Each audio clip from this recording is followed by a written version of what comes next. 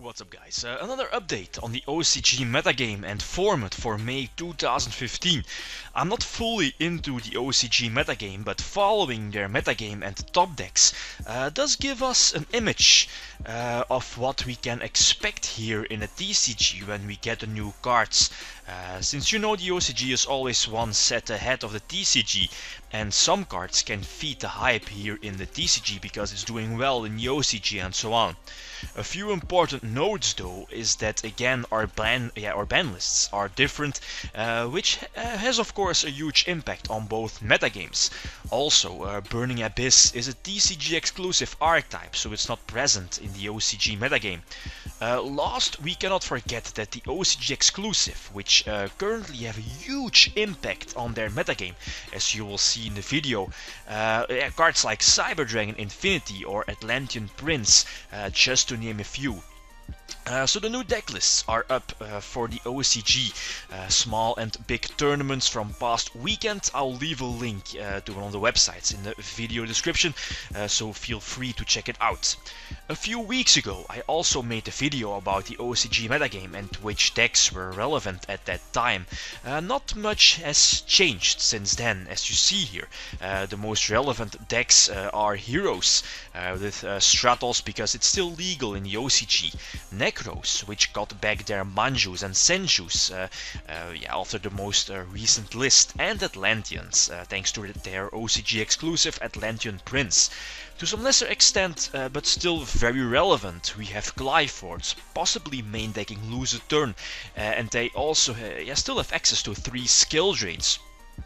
Also Satellanites and of course Shaddolls. Last we have the less popular decks like for example Infernoids, Evil Swarms and Yang Zings. Of course I'm missing a few decks, but for now these are the more popular and more represented ones. Now for May 2015, if you want to have a closer look at all the deck lists, feel free to check out the links in the video description. It would just drag the video for too long if I went into detail for every deck. Although 2 decks caught my eye. The first one was Strange Shaddolls. You know that with the most recent OCG ban list, Shaddolls got hit quite hard in the nuts. Mathematician and Curry Bandit both 2-1, L Shaddoll Fusion is also 2-1, and Construct is banned. The deck was dead. No? Well, a hybrid between both Shaddolls and the Trains is currently doing well in the OCG metagame. For example, a second place in a 64-person tournament, and first place in a 168-person tournament. That's not bad for a deck that was assumed to be dead after the ban list. So let's take a closer look at that first place deck list. So as you see here, very unorthodox, 44 cards in the main deck. Then again, because of all the resources it has, if you know how trains work, you have the card that acts like Barbaros, the level 10. It's of course based on a rank 10 engine. You have the Express Knight, which you can normal summon with 3000 attack, but of course if you normal summon it, it will have 0 attack, although again the deck runs 3 skill drains, which of course is also a huge factor. Also a nice advantage the deck has. Together with Heavy Train.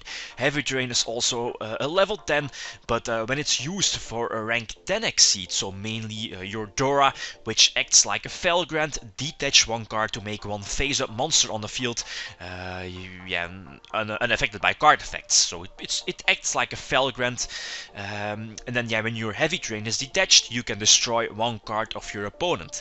And then the deck also has something like a Dark Soul, which is your rail card, your level 4, when it's sent to the grave during the same turn. For example, after Shaddoll Fusion, directly from your deck, you can search one of your trains, so either your Express Knight or your Heavy Train in the end phase. So it's again very cool to send to your grave from your deck thanks to Shaddoll Fusion. And one of the MVPs of the deck is of course the field spell, the Switchyard, is that when you summon one of your trains, your level 10 trains, you can special summon your level 4 Earth train from your deck and it will immediately bump itself up to level 10.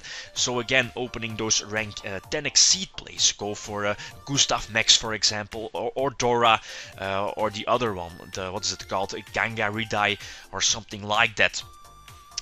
So again, the deck counts 44 cards, but it's definitely a cool concept. The second deck list that caught my eye was Clownblade. The name alone brings back memories of those clown horror movies like the It. No, it seems like an appropriate name though. Let's take a quick look at that deck list.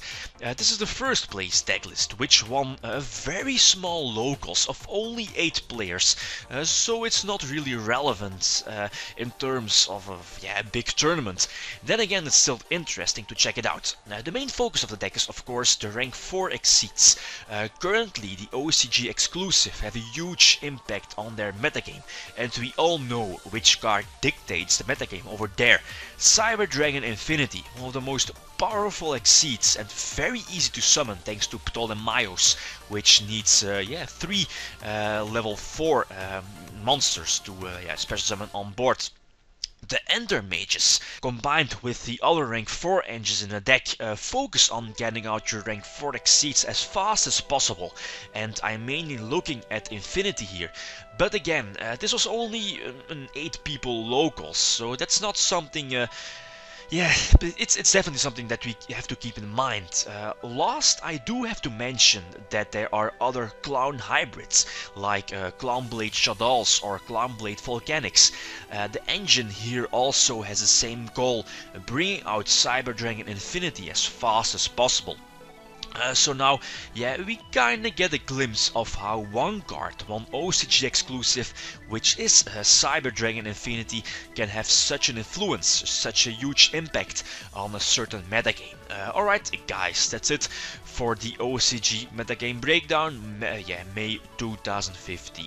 Hopefully it was interesting. Thanks for watching and feel free to leave a comment or a like if you enjoyed the video. Leave them signing out. Peace.